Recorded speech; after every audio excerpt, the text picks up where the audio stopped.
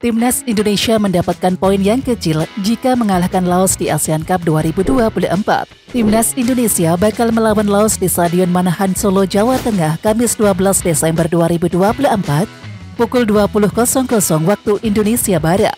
Pertandingan ini adalah laga kedua Timnas Indonesia di Grup B ASEAN Cup 2024. Turnamen ini meski di luar kalender FIFA namun masuk dalam kategori FIFA Amatch, sehingga berpengaruh ke ranking FIFA. Laga-laga di ASEAN Cup 2024 ini hanya memiliki bobot yang cukup kecil yakni 5. Sementara laga di putaran ketiga kualifikasi Piala Dunia 2026 zona Asia memiliki bobot lebih besar yakni 25. Jika Timnas Indonesia menang melawan Laos, maka skuad Garuda hanya akan mendapatkan tambahan 1,39 poin. Akan tetapi jika Timnas Indonesia kalah, maka mendapatkan pengurangan 3,61 poin. Namun jika bermain seri, Timnas Indonesia mendapatkan pengurangan 1,11 poin.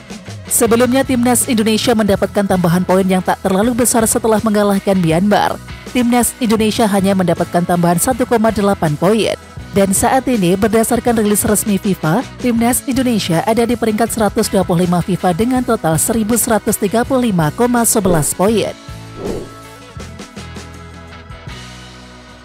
Bek Timnas Indonesia Justin Hubner akhirnya kembali bermain untuk Wolves U21 pada Selasa 10 Desember 2024. Justin Hubner akhirnya comeback dari cedera dan juga bermain untuk Wolves U21. Melalui media sosial klub, Justin Hubner menjadi starter saat Wolves U21 melawan Valencia di Akbor Stadium dalam kompetisi PL International Cup pada Selasa 10 Desember 2024. Menurut data transfer market, ini adalah penampilan pertama Justin Hubner untuk Wolves U21 setelah 4 bulan absen karena cedera saat Agustus 2024. Tidak diketahui berapa menit waktu bermain Hubner dalam laga ini. Namun Wolves U21 harus takluk 0-1 dari Valencia U21 berkat gol Amizar Blasquez. Kembalinya Justin Hubner ke Wolves U21 menjadi sinyal baik terutama karena saat ini Timnas Indonesia juga menunggunya di ASEAN Cup 2024. Selain Justin Hubner, Iver Jenner juga masih menunggu untuk bergabung ke ASEAN Cup 2024. Anggota Komite Eksekutif atau Exco PSSI Arya Sinulinga berbicara soal Justin Hubner dan juga Iver Jenner yang kemungkinan bergabung dengan Timnas Indonesia di ASEAN Cup 2024. Nama Justin Hubner dan juga Iver Jenner sampai saat ini memang masih menjadi perbincangan pecinta sepak bola tanah air. Hal ini karena kedua nama pemain tersebut sebelumnya masuk dalam daftar 33 pemain yang dipanggil untuk Timnas Indonesia. Padahal Timnas Indonesia akan menjamu Laos di Stadion Manahan Solo pada Kamis 12 Desember 2024. Arya Sinulinga saat ditanya terkait peluang Justin Hubner dan juga Iver Jenner bergabung dengan tim seperti apa, ia pun memberikan jawaban dengan berhati-hati. Kita tunggu saja, ujar Arya Sinulinga kepada awak media di Jakarta Selasa 10 Desember 2024. Arya Sinulinga mengatakan bahwa pihaknya sampai saat ini masih terus berkomunikasi dengan kedua klub dari pemain tersebut. Komunikasi dengan klub Justin Hubner yakni Wolverhampton Wanderers U21 dilakukan. Begitu juga dengan Young FC Utrecht, klub yang diperkuat oleh Iver Jenner. Komunikasi ini dilakukan tentu saja dengan harapan Justin Hubner dan juga Iver Jenner bisa segera bergabung dengan Timnas Indonesia.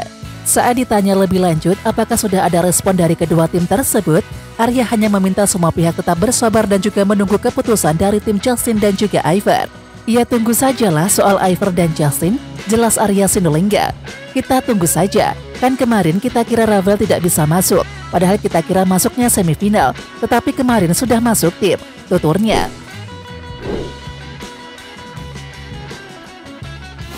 Wasit asal Jepang Hiroki Kasahara akan memimpin pertandingan Timnas Indonesia versus Laos pada laga grup B Piala AFF 2024 di Stadion Manahan Solo, yakni pada Kamis 12 Desember.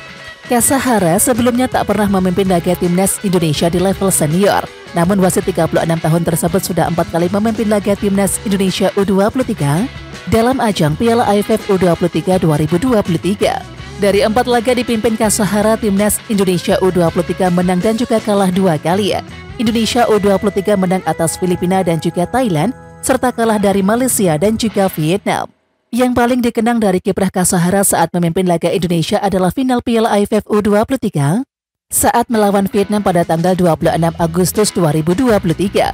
Dalam duel tersebut ada momen pemain Vietnam Nguyen Hong Phuc dengan sengaja memukul bagian belakang kepala pemain timnas Indonesia U23 yakni Haikal Al-Hafiz. Namun kejadian pada menit ke-113 itu tak mendapatkan sorotan dari Kasahara.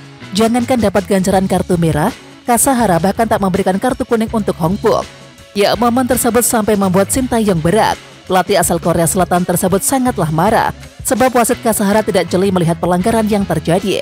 Vietnam pun mengalahkan Indonesia lewat adu penalti pada final Piala AFF U23 2023. Kesalahan wasit Kasahara seharusnya tidak akan terjadi pada laga timnas Indonesia versus Laos di Piala AFF 2024. Pasalnya, Piala AFF edisi tahun ini sudah menggunakan video assistant referee atau VAR.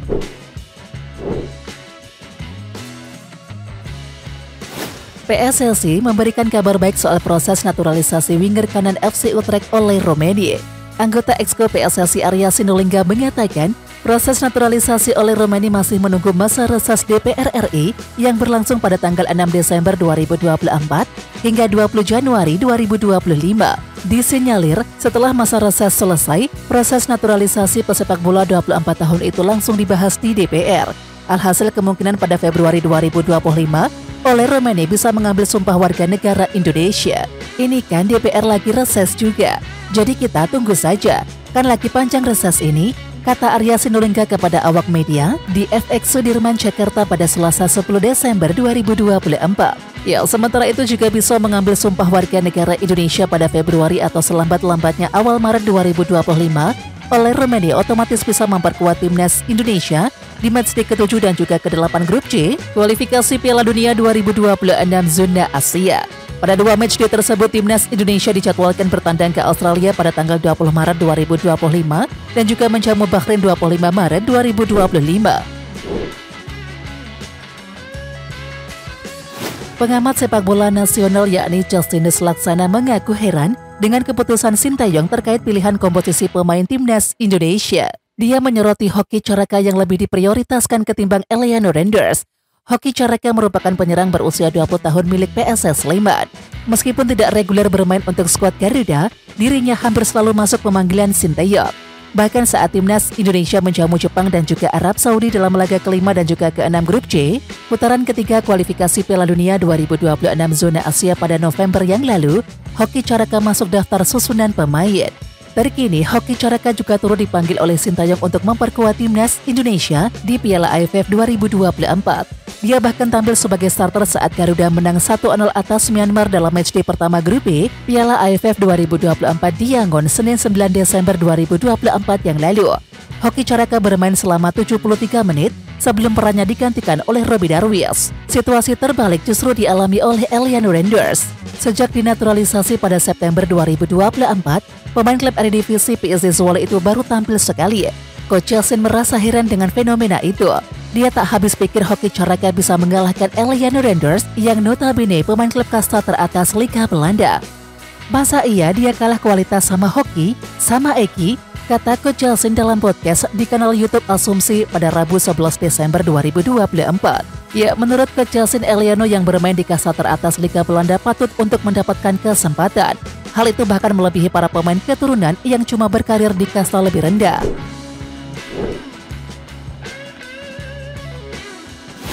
Penampilan Victor Detan banjir pujian saat timnas Indonesia menang atas Myanmar. Victor Detan masuk di babak kedua di laga tersebut. Namun kehadirannya dinilai memberikan efek yang bagus untuk timnas Indonesia. Coach Justin menilai permainan penyerang sayap PSM Makassar itu bagus. Bagus Detan ini, suka gue, ujarnya seperti dikutip dari tayangan YouTube Unitednas Rabu 11 Desember 2024. Justin juga menyarankan Sintayong untuk mencoba Detan main di timnas Indonesia bersama pemain-pemain abroad lain seperti Tom Haye, J.H. dan juga Ragnar Oratmangun. Ini Detan harus dicoba di timnas utama ini, kata Justin. Ya, pemilik nama lengkap Victor Johnson Benjamin Detan itu merupakan pemain kelahiran Kupang pada 11 Juli 2004. Pemain dengan tinggi 1,74 meter tersebut memiliki darah blasteran Indonesia-Kanada. Ayahnya yang bernama Johnson Gibeon Detan merupakan orang Indonesia, sedangkan ibunya yang bernama Marilyn Detan Debor seorang WNA yang berasal dari Kanada. Musim ini, Ditton telah melakukan 8 laga bersama PSM Makassar di semua ajang dengan mencetak 1 gol. Gelandang 20 tahun tersebut sudah menjadi pemain profesional dengan harga pasar di kisaran 2,61 miliar rupiah.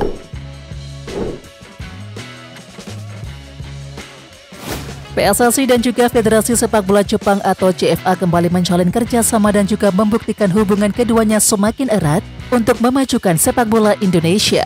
Terbaru, PSSI dan juga CFA berkolaborasi mengadakan Coaching Seminar 2024 yang berlangsung di Hotel Sultan, Jakarta pada tanggal 4-7 Desember 2024 yang lalu. Seminar ini merupakan lanjutan dari kerjasama antara PSSI dan juga CFA dalam pengembangan sepak bola wanita di Indonesia. Dalam edisi kali ini, seminar difokuskan pada peningkatan kualitas penjaga gawang.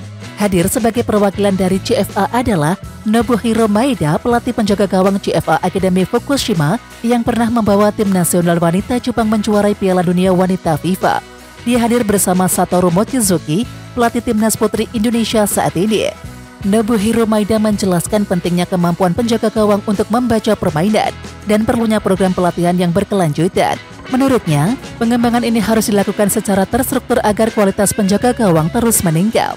Sementara itu, kiper legenda timnas Indonesia Marcus Horizon mengaku sangat antusias dengan adanya seminar tersebut. Pasalnya, wawasan semakin bertambah dan juga akan diteruskan kepada pemain usia muda.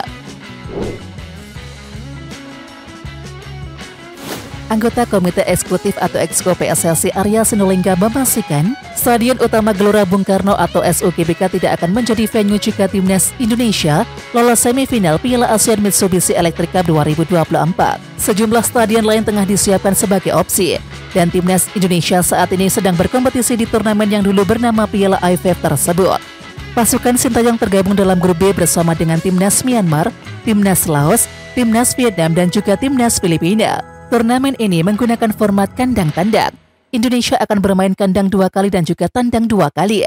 Selama fase grup, skuad Garuda berkandang di Stadion Manahan Solo, Jawa Tengah. Mereka akan menjamu Laos pada tanggal 12 Desember dan juga Filipina 21 Desember di Kota Budaya.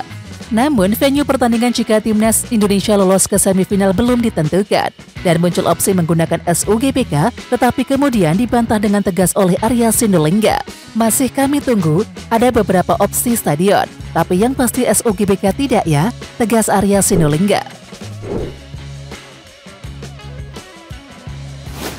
Arya Sinulinga menyesalkan tindakan pemain Myanmar Hen Byung-win yang menendang bola ke arah kepala pemain timnas Indonesia Marcelino Ferdinand dalam laga Piala AFF 2024 Senin 9 Desember. Ini kita sedih gitu ya, kok masih ada seperti itu di pertandingan, ujar Arya Sinulinga dikutip dari Antara. Ya, Hen Byung-win mendapatkan kartu kuning di penghujung babak pertama laga Myanmar versus Indonesia di Stadion Tubuna Yangon. Pemain 26 tahun tersebut menendang bola dengan keras ke bagian kepala Marcelino yang sedang tergeletak di lapangan usai dilanggar. Arya mengatakan aksi yang dilakukan oleh Hen Byung-win tidak bisa dibenarkan. Pasalnya hal itu bisa membahayakan karir seorang pemain. Main bola itu masa depan pemain. Berpikir bahwa mencederai pemain lawan itu sama seperti mencederai dia juga. Itu kan bisa mematahkan karir orang, kata Arya Sinulinga. Lebih lanjut, Arya berharap pertandingan di Piala AFF 2024 bisa berjalan dengan fair play dan tidak ada lagi tindakan kasar yang dilakukan oleh pemain untuk mencederai lawan. Arya juga mengingatkan kepada para pemain timnas Indonesia yang mayoritas dihuni oleh pemain U22 bisa menjaga sikap fair play dan juga tidak mencederai lawan di Piala AFF 2024. Tapi nanti kita jadi tuan rumah, jangan begitulah. Kita tetap baik saja. Kita berpikirnya pemain jangan dicederai gitu. Bahaya. Itu kan masa depan dia. Ini bukan soal sentimen kebangsaan. Enggak, jangan buat seperti itu, ucap Arya Sinulinga. Kondisi yang tidak lazim terjadi di timnas Malaysia karena 2 pemainnya dipanggil membela klub di tengah gelaran Piala AFF 2024. Hal itu terjadi saat Syamir Kutiaba dan Adib Raub dipanggil klubnya Penang FC, yakni pada Selasa 10 Desember. Dilansir dari Metro Malaysia, Syamir dan juga Adib bahkan dimainkan saat Penang mengalahkan klub semi-profesional Putrajaya Antlers 4-0 dalam ajang Malaysia Football League. Pemanggilan ini memang tidak dilarang karena Piala AFF tak masuk kalender FIFA. Namun keputusan Penang memanggil Syamir dan juga Adib aneh karena keduanya sudah dilepas untuk memperkuat Malaysia. Terlebih, Malaysia juga akan melakoni pertandingan kedua di grup A melawan Timor Leste. Syamir dan juga Adib tidak memiliki waktu pemulihan yang memadai, dan khusus Syamir, ia agaknya bakal sulit untuk tetap dimainkan sebagai starter. Padahal pemain berusia 27 tahun tersebut merupakan sosok penting di skuad Malaysia. Syamir merupakan kapten tim di Piala AFF 2024. Ya, Syamir bermain penuh saat Malaysia harus puas bermain imbang 2-2 melawan Kamboja di laga perdana, yakni pada tanggal 8 Desember yang lalu. Sedangkan Adib tampil di babak kedua menggantikan Ahmad Khuzaimipi. Masyarakat pecinta sepak bola di Asia Tenggara tentu tidak asing dengan sosok Jonathan Kimdi. Ia adalah pemain timnas Thailand yang penuh dengan kontroversi. Setelah lebih dari 1 tahun tak terdengar kabarnya, Jonathan Kimdi kembali muncul dengan memperkuat timnas Thailand. Dia bermain di ASEAN Mitsubishi Electric Cup 2024 atau Piala AFF 2024. Namun seperti biasa, Jonathan Kimdi langsung muncul dengan pernyataan kontroversialnya. Dalam sebuah wawancara, pemain Ratchaburi FC itu menyebut bahwa meski tanpa pemain kunci seperti Teraton Bunmatan, Terasul Dangdal, hingga Chanatip Sonkrasin, Thailand adalah tim terkuat di ajang ini. Oke Timnas Lovers, siapa kita? Kita Indonesia. Ayo kita dukung terus sepak bola tanah air Indonesia. Jangan lupa dukung terus Garuda Raya Channel dengan subscribe, like, dan komen karena saran dan kritik kalian sangat bermanfaat untuk perkembangan channel ini. Tungguin video selanjutnya dari Garuda Raya Channel. Salam olahraga.